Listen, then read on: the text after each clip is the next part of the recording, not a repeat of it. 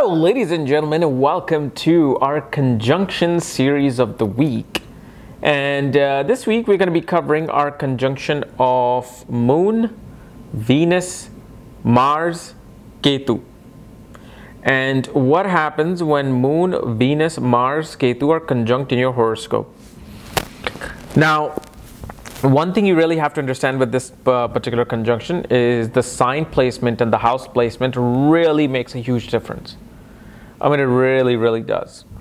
So just be aware of that, because what I'm giving you is just like the foundation, the base level of what the conjunction does, but then it has its own level, you know, of good, bad, and ugly. So now, obviously, if you do not know if you have this conjunction and where it's placed, what house it's in, what sign, what nakshatra, and all the other astrological details, for that check out the links here. Check out my full astrological report, including my books, Astrology, Conjunction Aspects, and Mahadashas of the Speed of Light, including all my consultations at this link.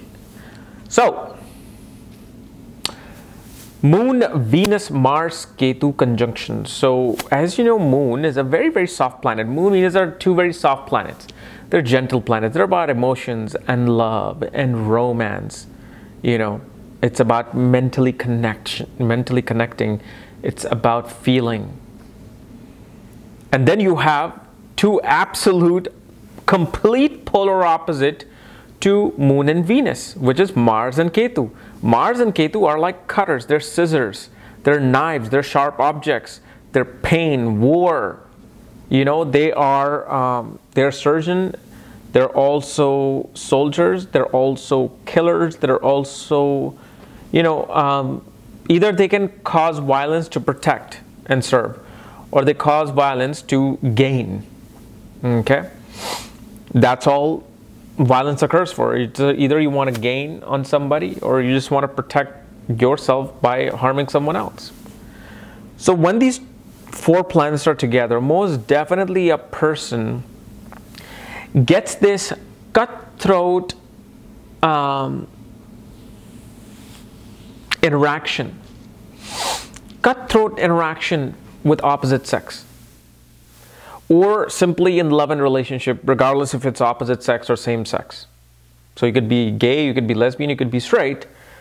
You will still see the same thing happen. Like, they have very like dramatic experiences in love. Like, they're fall in love early on in life, and usually it always happens early, before 28, before the maturation of Mars.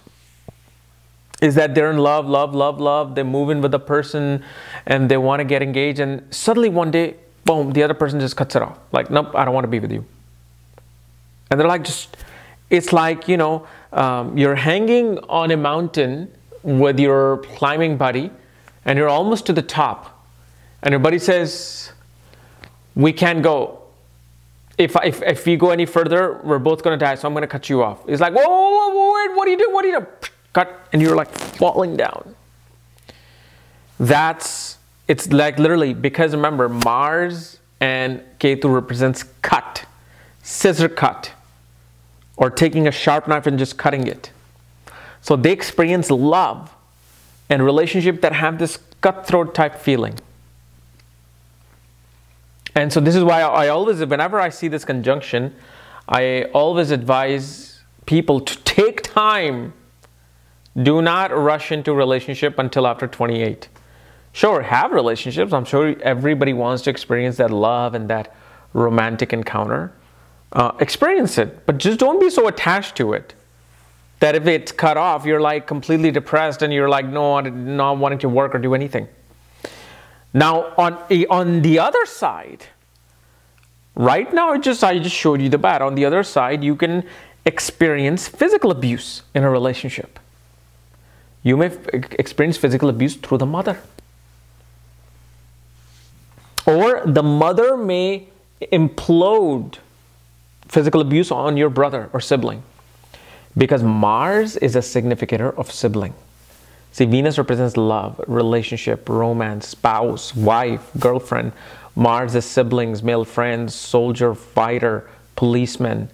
And Ketu represents, either it represents terrorists or saints. It's one or the other. So, but especially in certain nakshatras, I mean, you can just say, this person ain't no saint. And especially when it's in a certain house, you're like, well, yeah, that's definitely is signed by the universe that they're not saints. But what also we have to understand, it's not just about other people hurting. It's not about other people cutting you off. It's you yourself can cut other people off. Like you can have no emotions. A girl falls in love with you, she's all about you, and you just were able to swindle her into having her do anything you wanted. And suddenly you're like, that's it, I'm not interested, boom, cut, gone. It's kind of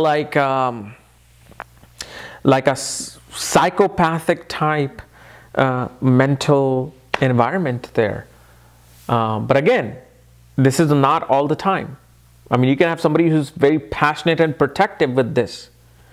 Because remember, that protection comes into play with Mars.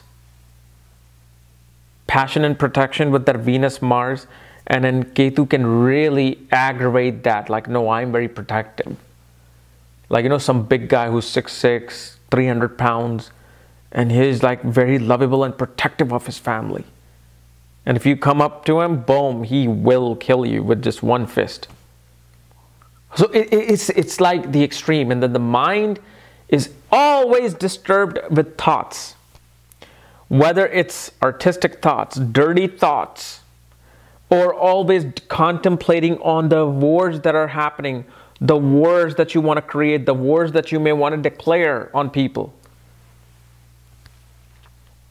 And this is that particular conjunction. I'm really not sure if I've said it about any other conjunction. This is that one particular conjunction where yoga is very important. As much as you may, you know, brush yoga as just some, you know, or something only like the weak ones do, you know, you don't realize how powerful yoga can be. One simple exercise, like I just do one simple motion every morning for about 20 minutes. And man, it's like, wow, I just learned it like on YouTube. Simple exercise of people who just want to start yoga and just, you know, they just want to see what it's all about. And just by doing these one motion, you know, every morning for 20 minutes and then going down, I mean, it's just, wow, amazing. And this is very important because you need to align your mind. It's all about centering the mind. Mind with these three, because remember, first of all, Venus is the enemy of the moon, naturally. Mars and Ketu upon the moon, even though Mars is friends with the moon, but it's like with Ketu, then Mars is forced to really always poke at moon. Poke, like stab at moon. So you get irritated. You get, you know, frustrated at things that people, you know, people around you. So anyway, this is my explanation of Moon, Venus, Mars, Ketu conjunction. If you're new to my channel, subscribe below. Again, if you want to know where your conjunction is placed, all my books, reports, consultation, my nakshatra readings, for that check out the links here. Otherwise, we'll see you later. Bye-bye.